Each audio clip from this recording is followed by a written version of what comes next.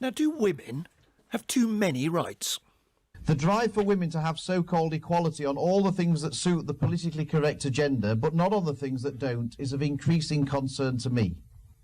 In this day and age, the feminist zealots really do want women to have their cake and eat it. That was the Conservative MP for Shipley, Philip Davies, speaking last year. His attack on those he called the feminist zealots has persuaded the leader of the Women's Equality Party, I suspect he thinks they match that description, Sophie Walker, to take him on in this general election. And the campaign starts here and now in the studio because they've both joined us. Morning to you both. Good morning. So, Sophie, what was it about that speech and maybe the rest of Mr Davies' pronouncements that persuaded you to run against him?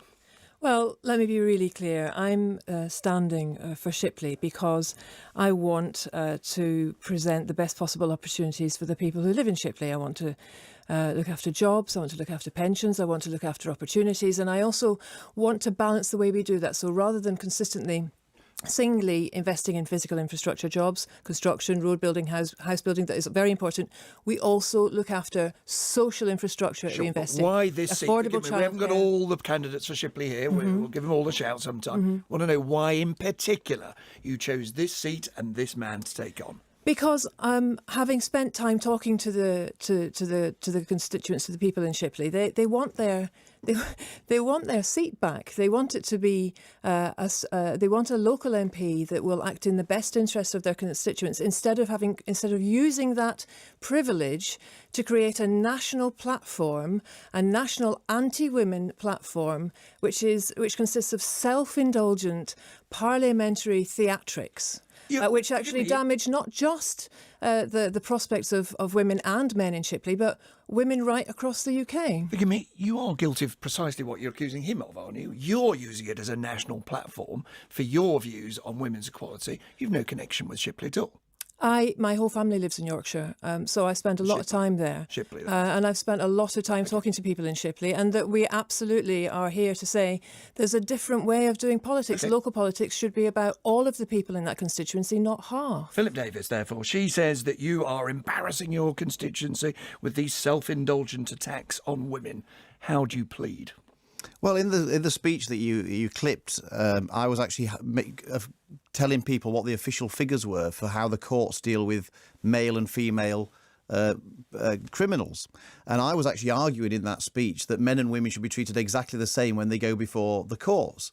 The other thing that seemed to have upset Sophie was about the Istanbul Convention, which I opposed because it only applied to female victims, and I wanted the bill. Victims of violence, this was. Yes, victims of violence. Going through the House of Commons, and you talked it out. And no, I didn't. And you argued against it at great length. It went through, but I argued against it because I wanted it to be for men and women victims of.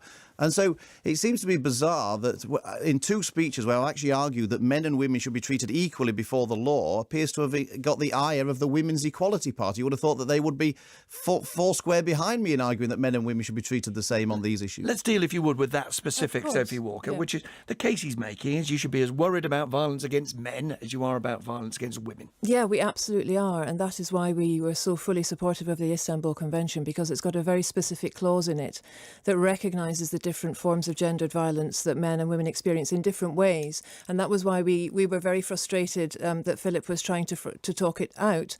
I think also what we need to... What is it that's made you so angry? I'm not getting a flavour of this at all. What is it that's made you so cross about his position that you've decided to run in that seat and that seat? I think the people who are really cross here are the people who live in Shipley, and I think Philip has hugely underestimated how they feel to have an MP who has taken time to talk out a bill, attempted to talk down a bill on ending violence against women and girls, who took time out of his constituency duties to give a speech for an outfit called Justice for Men and Boys, whose website promotes articles including 13 reasons why women lie about rape.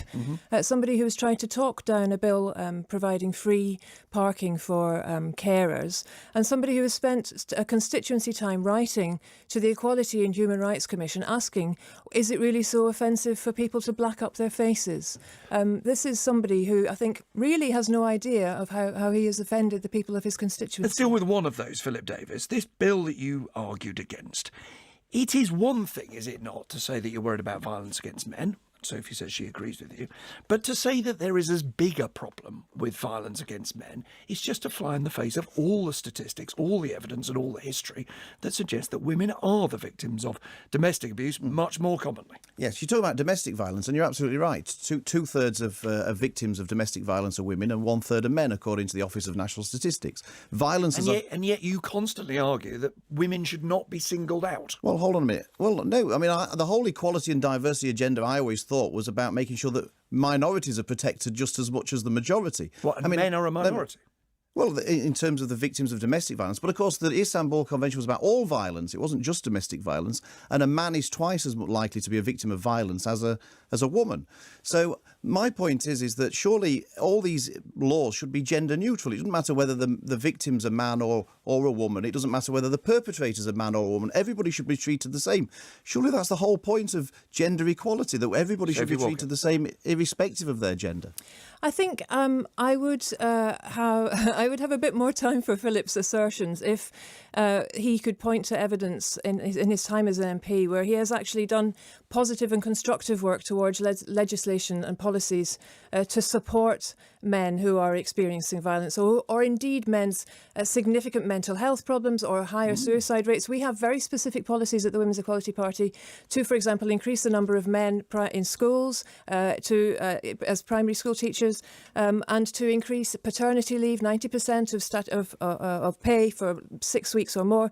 These are really practical, clear policies that can make a real difference to ending the specific inequalities that men experience, and therefore also helping women. Sophie Walker, Philip Davies, lots of time to debate that in Shipley. And, of course, there are other candidates in Shipley, or will be. They've not all been selected yet. You'll find them on the BBC website, along with the names and parties in all constituencies.